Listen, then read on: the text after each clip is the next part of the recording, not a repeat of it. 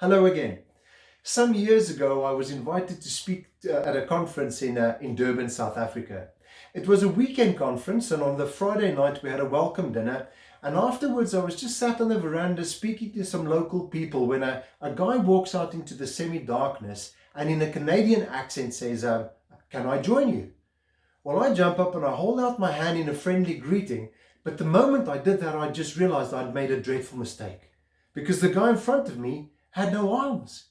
And he looks up at me and he says, "Are you serious? Well, what do you do now? I'm just frozen to the spot." But what he does next just blew me away. He kicked off his shoe. He wears no socks. He lifts up his foot and he somehow wraps his toe around my thumb. And I'm stood there and I'm shaking this guy's foot. And he looks up at me and he says, "Not many people do that. Can I sit with you?" He tells me a little bit about his life story. His name is Alvin Law, and Alvin was a thalidomide baby. He was born without arms. And then he told me the story of when he was in high school and he went to his music teacher and he said to her, Miss, can I join the school band?" "Well, Alvin, how can you join the band?" So Alvin went away and he welded the long rods onto a trombone, and he learned to play the trombone with his feet. And then he learned to play the drums with his feet. As a matter of fact, Alvin was one of the other speakers, and when he was on stage, he played the drums for us with his feet. And then he told us about the time when he went to his music teacher again, and he said to him, "Miss, would you teach me to play the piano?" "Alvin, how can you play the piano without fingers?" Alvin Law asked us to shut our eyes. A few hundred people in this auditorium, and as we sat there, the next moment, the most incredible piano music was just bouncing off the walls. And I opened my eyes to see Alvin Law on stage playing the piano with his toes. He was even playing a song that he had written himself. He dedicated it to his old music teacher. He called the song "An Ode to the Old Bag in School Who Said I Couldn't Make Music."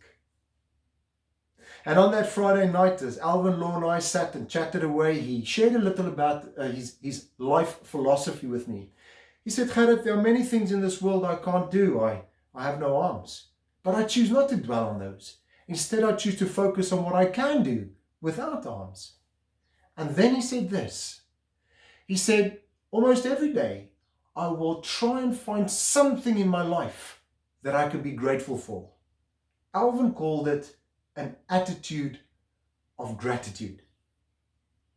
Now, dear friends, I understand that many of us are worried and some are mourning. And this is not the time for clever one-liners. I do not mean to be insensitive.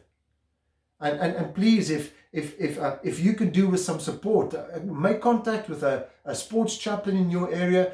Contact details for Sports Chaplaincy UK are just below this video. And I've also added some other organizations that may be of some help. But I'd like to share with you a remarkable verse from the book of Proverbs. And it says, "A cheerful heart is good medicine, but a crushed spirit dries up the bones." A crushed spirit dries up the bones. Wow. Well, we all know that the moment our spirit is crushed, we've pretty much been defeated. Whether we're in the military, whether we're on a tennis court or on the athletics track, or whether we just want to get fit or lose weight. The moment our spirit is crushed, we've pretty much lost the battle. But a cheerful heart is good medicine. And you know, in ancient times, the Hebrew word for heart meant a person's innermost part. It's the inner part of a person. It meant our will and our emotions, our character, the inner part of a person, the heart. And the wisest man of the Old Testament, King Solomon, he said, "Guard your heart, for it is the wellspring of life." And you know, as I record this, a 99-year-old veteran of the Second World War, Captain Tom Moore, has raised more than £23 million for the NHS. And as this story unfolded earlier in the week, I was watching on television, and Captain Tom was just finishing his 100th lap of his back garden. But there were some soldiers from his old regiment forming a guard of honor down this garden, standing to attention, officers saluting, and nurses cheering him on online. I cried as I watched. But these were tears of happiness, because Captain Tom had brought some joy into our lives. He brought some cheer into our hearts. 3 cheers for Captain Tom. Hip hip hooray! Hip hip hooray! Hip hip hooray! And all those many years ago, as Alvin, Law and I sat on a picnic bench under an African sky, I learned a life lesson from Alvin. I learned that an attitude of gratitude has a way of bringing cheer to the heart. And I know not everyone watching this will share my faith, but I've also learned that we can cast our troubles and our anxieties on our Heavenly Father, because He promises to guard our hearts. He doesn't promise that we won't face any difficulties, but He does promise that He will guard our hearts, because He loves you.